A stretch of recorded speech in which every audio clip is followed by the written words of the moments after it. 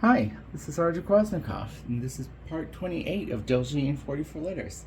It's been a little while since I added to this series, but here I am again with another letter.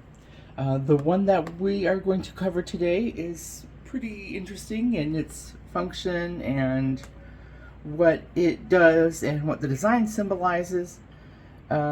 But it's not going to be the source of a lot of vocabulary. So this is more about its use in terms of being a letter that is used in loan words.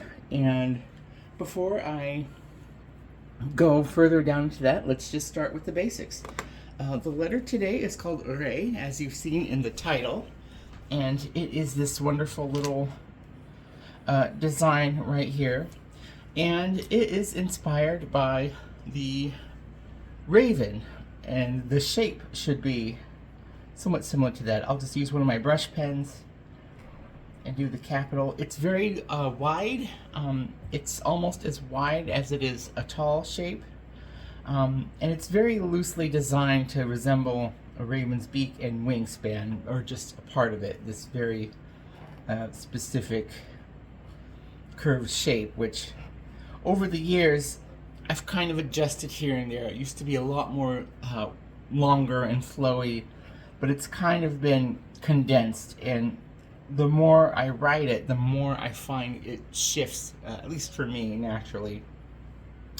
And there is a lowercase, which is, I've written down here in this cream colored pen, which is a little bit hard to read. But the lowercase is like, just imagine half of the wingspan. Just the point and that. That is lowercase Ray. What this letter is used for phonetically is equivalent to our letter R, the one that we have in English and many other introduced languages to this region. But it is not found in any core Dena'ina dialect. It is not a native phonetic sound, and in fact, when it was introduced, it was very much likely very difficult for Dena'ina speakers to emulate or try to sound out themselves. Because phonetically, an R is what we call, and I've written it here in small Delzhi in this cream-colored ink. It's an alveolo-palatal glide, and what glides are in linguistics are sounds that, like R's and W's, which function as consonants because they still can attach themselves before and after vowels just fine, but they almost are like a vowel themselves. It's like when, in French, for example, the word for yes, oui, it's spelled O-U-I, even though to our English ears we would imagine that being spelled with a W. Well, that's because the W is a glide in English, and it makes a sound similar to the word oui in French.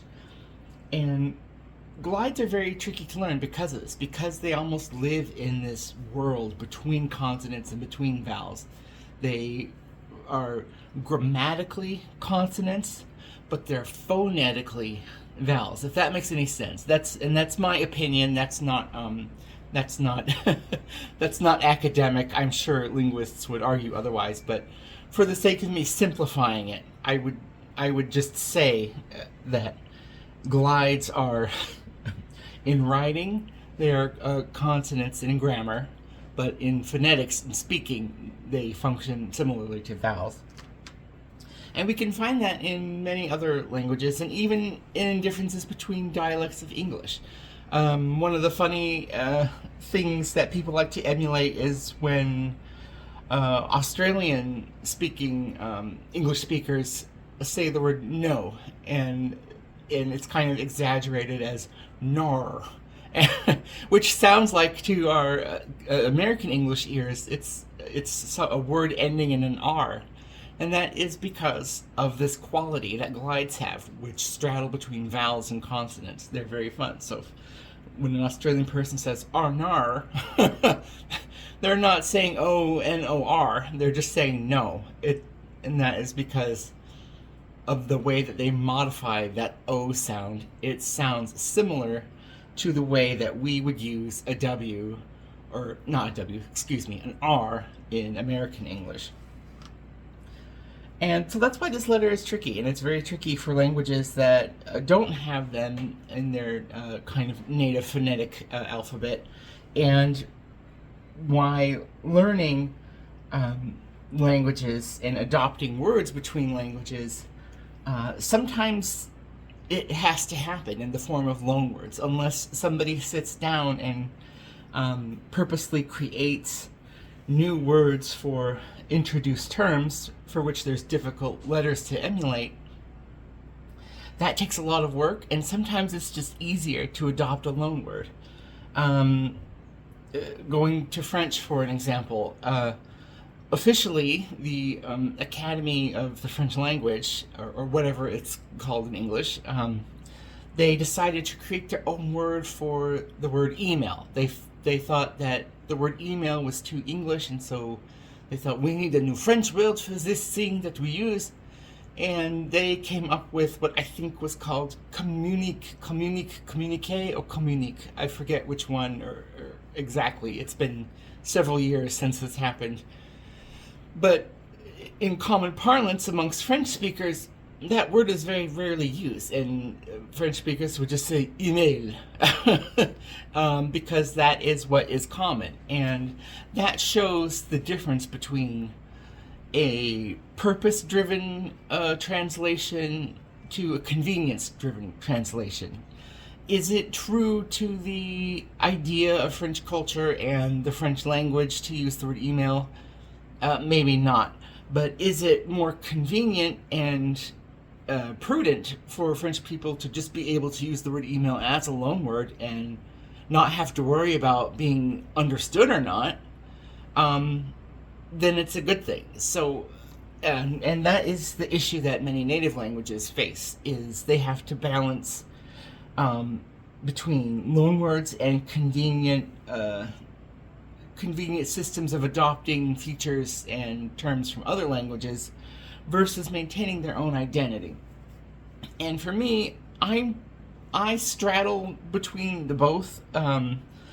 I do like the idea of using base phonetics and base etymology to create new words and new expressions for things, especially for ideas and concepts that maybe aren't found directly in English or other languages. But I also do think that with letters like the letter Ray, it is important to honor that there are some things that people choose to adopt either consciously or subconsciously, which just makes their life easier and it makes them feel more heard and understood. And so it's hard to argue against the idea of people wanting to be understood, even if it's at the expense of this kind of imagined cultural purity. And in fact, I'm willing to bet if we were able to go back in time and really get into the origins of the Dena'ina language, I'm sure that we would find, like what other linguists have found, is that what we know to be Dena'ina today really is the result of its own evolution and probably adoptions and additions and subtractions of very different features and sounds from languages so ancient that we're not familiar with their structure and we can only hazily guess to what they might be, as has been kind of theorized. And so that's all very long and flowery language for saying loan expressions, loan sounds, loan words. They're important because they facilitate the core language to still be shared, and they also give speakers a way to incorporate their own language into being understood by people who might use different languages or be using new features in their lifestyle that are not a part of that same culture. So languages that have a lot of loanwords, which Dena'ina does, are very evident of the time and things changing. When languages have just a zillion loanwords and loan phrases and things that are not 100% native to that language, that is just evidence right there that there was a point of time of a really strong kind of change, and the navigation of the people of using their own language versus wanting to be understood. And it's also a reason why I say, I tell people when I'm specifically speaking about language, is that my native language is English, and that might be hard for some people to understand because they assume, because I do all this cultural works, I do work with a specific dialect of Dena'ina in a very specific part of the world, in a very specific part of heritage, that I might not say such a thing. But really, it is my native language because it's what I grew up speaking, and it's not so much... I'm not bothered about not speaking a language like Dena'ina as a first language, because I understand and realize that even though there's something to be said about quote-unquote culture and language loss, there is a certain amount of privilege that somebody has in my position who is able to confidently grow up using a language and to be heard by others. And that is where I find that the idea of revitalization falls flat. I think revitalization requires kind of like an insular, like hyper ethno-nationalist mindset where you, in order to foster that language's development and use, you almost have to educate people to speak it, but because language requires use to be propagated, you have to insulate a culture or an environment, and you can't do that without cutting out time and space for other languages, and that also means cutting out time and space for being understood by others. And I do think that even though revitalization falls flat and doesn't make any sense to me, I also feel that that the more cynical part of revitalization is the assumption that, oh, eventually everybody's going to speak the same thing anyways. And that's not true, because languages do change over time and they branch out. It's just like a tree, like family trees. Like there's language family groups, and as we are right now speaking English, and a great portion of the world either speaks English as a native language or as a language of business and record, much in the same way French still is, English is starting to diverge, and we see that and hear that with different dialects and regionalizations, and it is becoming more and more commonplace, for example, for TV and movies and media to have to use subtitles for English speakers just because they're speaking different dialects. And just like my example of the Australian R&R, that is a very simplified piece of evidence of this diverging shift, and there are probably dozens of prominent dialects of English being spoken around the world, and quite a few of them are losing their mutual intelligibility, where one group of speakers of one dialect is able to understand another, and vice versa. Some groups are starting to become so far and wide, either geographically or socially or whatever it is, that mutual intelligibility is starting to loosen. And in fact, there have been predictions made that maybe even in 100 years from now, saying that you speak English might not make any sense. We always think of the stereotypical ugly American tourists, and they say, oh, I speak American, or something like that. Or sometimes somebody might joke about that here in kind of a political sense, like about somebody with very big nationalist ideas. But in the future, in 100 years, that might be true. Somebody might be just having to say they speak American because maybe that dialect is no longer intelligible with speakers of English in other parts of the world. So that is a very interesting thing to look, and I think it's always important to look at the future and evolution and change as opposed to past recreation. We can recreate it enough, and I do it myself through the Delzhi alphabet and through sharing vocabulary and terms that aren't 100% translatable to English. But it is important to realize that unless you insist on some kind of social or cultural isolation, you can't revitalize a community of language speaking without asking them to give up their ability to be understood by others. And it's a very tricky situation. And I know in other parts of the world, it's not just languages native to the Americas that are experiencing this dilemma. It's happening in very prominently in the British Isles, in Ireland, Scotland, and Wales. Scottish Gaelic, Irish Gaelic, even Scots, which is a specific dialect of English that is very Scottish-based and somewhat mutually unintelligible. Welsh, and Manx from the Isle of Man. And I think there might even be a couple more. I think Cornish is one. But yeah, you look at the British Isles and you just think, oh, English and Irish, and there's nothing else. But there's a whole linguistic diversity in just that really small place that we associate kind of with the place of origin of many people living here today.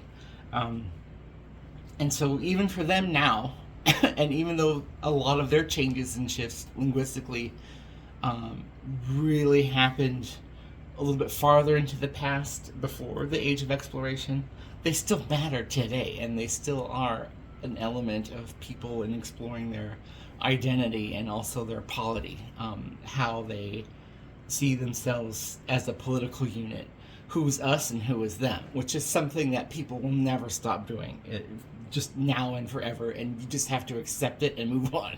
But anyways, speaking of using and theming, I want to go into the symbolism of this letter, Ray, which the sound Ray is just derived from English for raven, and that is a very specific reason. I mean, there are loanwords that do start with the sound R in Dena'ina that I could have drawn from, but I decided to specifically use Ray for raven because it's almost like my way to poke fun at the idea of exoticism and the character of the trickster, which appears a lot in native cultures and also the diaspora of other cultures that are non-European originating. So like Asia, Africa, Oceania, South America, etc. And what I find really fascinating about raven is the elevation of this animal from being an animal in nature known for its intelligence to getting this mythical status, and in several cultures achieving this role of almost like a deity or a godlike figure, even though arguably in most places that do have really strong raven symbols, they probably wouldn't describe it as a god. But when non-native people talk about the raven in literature or art or symbolism, they see it very much as a spiritual and mythical figure. And something that always irks me about queries about culture is the idea of storytelling. And I really don't like to... for me, I don't... In a weird way, I almost think storytelling doesn't exist. I think that we need to call it what it is, and that is literature. And it doesn't matter if it's oral or not. And literature is the delivering of information, mostly through writing, but I also believe that it could be applied to oral tradition. But it's often a series of expressions and ideas, and if there is a core message, we can call it a fable or something like that. And so when I hear people ask me about, oh, the raven and using these symbols and blah, blah, blah, blah, blah, and it's all very fancy talk, all I hear is, I want to talk about books, literature, literature, literature. And for me, in doing what I do, what I like to think I'm doing is I'm delivering something direct and tangible, which is the visual evidence of letters. And I don't like to entertain that version of what the raven or any other animal is. And in fact, from what we know from just from familiar traditions and also anthropological history, animals locally, and I've said this in several videos before in passing, they're not necessarily spirits or heroes to be emulated. What they are is they're examples of nature and like archetypes, as if they're characters in a play or an opera. People might have many different stories and versions of who Raven is, or Gogonye in Dena'ina, which I've written here. Much in the same way, popular characters can be written by different authors over a long period of time. Like, there's a reason we say Bram Stoker's Dracula, because that version of Dracula originated in Bram Stoker's literary expression of that character. And in fact, there's many other literature versions of Dracula in the past, through oral history, in southeastern Europe. And all of that blends history, myth, and writing for the sake of expression. And so the raven for me is that. And so when I recently received, and I don't want to call this person out by name, but I recently received an email asking me for permission to use, I think it was raven or another bird, in their artwork. And that question is so loaded because it makes the assumption that I am an authority on using animals, any animal, in symbolism. It makes the assumption that my culture has that authority. It makes the assumption that I speak for that culture and that authority. And it also speaks about the person asking that, because to me, when I hear that kind of question, I take it as, oh, I want permission to say that this thing I have done or created is within the realm of your culture. And to me, that's not taking accountability or pride in your own culture and origins. That is just giving up your agency and your self-expression to somebody else, i.e. me, or the Nilchik tribe, or whatever she thinks that I am. And so I questioned her, and I said, I really encourage you to think about your own past and your own origins and why you think you can give up that agency so easily. And when people talk about, especially kind of in the past 10 years, about the question of white culture and white ideas and the problem of white supremacy, it's evolved to a point where it's not really about skin color, and I wish there was another term for it, because there are people that have those ideas that are not white, and vice versa. It's not, and that is the paradoxical lesson of the whole thing of white supremacy, is it's not all white people, and anybody who is not all white is also not automatically prohibited from having those ideas themselves. And that, I think, is a function of what the conceptual white is, not literal white, culture, which is the ability to give up your agency and take on other cultures or ideas in a way which you are either looking for permission for or not looking for permission for and just doing it anyways. And I think there's something to be said for that. I think it doesn't matter if somebody asks permission or not, it's still not authentic to that culture. They're still emulating it at the end of the day, whether or not it's stolen or given. And something else that I find very amusing is the idea of cultural adoption, because I have now seen a few people working in public across the state who wear very, very quote unquote native coded clothing or jewelry items, and they say they've been culturally adopted by a tribe or a person. But that does not actually mean they're a native person, and that doesn't mean they're a part of a nation. It doesn't mean any of that. It means that they have given up their agency to speak for themselves and taken on something else. They've put on a costume, basically. And even if there is one person indulging them in that, it still doesn't make it true. It doesn't matter if that one person is a leader of a tribe or a respected quote-unquote elder. It doesn't matter who it is. It doesn't make it real. It doesn't make it authentic. It doesn't apply to our version of nationality, which is blood and ethnic based. And that, at the end of the day, is the core discrepancy between native nations and non-native nations. Is native nations, by and large, almost universally, a blood-based, and it doesn't matter. It just doesn't matter what the circumstances are, where somebody might be born. If you're blood, you're blood. Versus modern nation states, which tend towards the idea of landed birthright.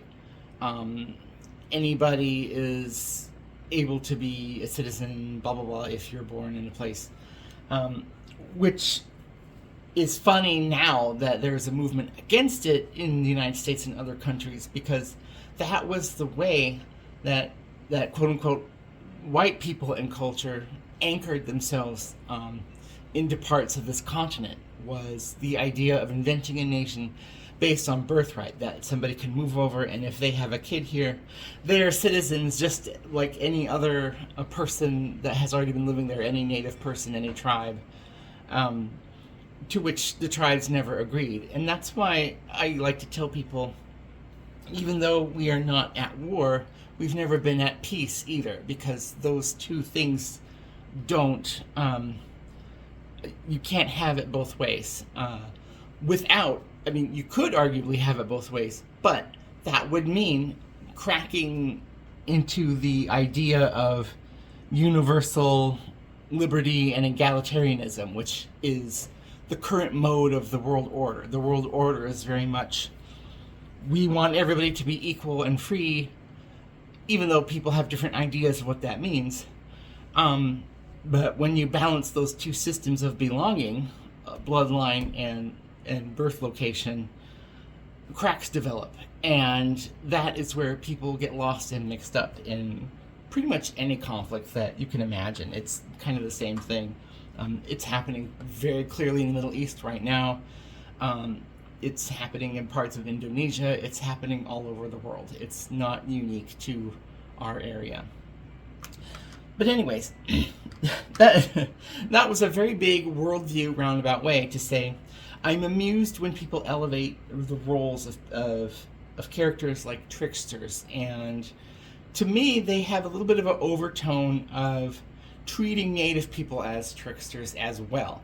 And I found in a lot of media, in writing, and even film and TV, there's often an archetypal character of the quote-unquote trickster Indian, who is somebody who might be a mystic, might not be.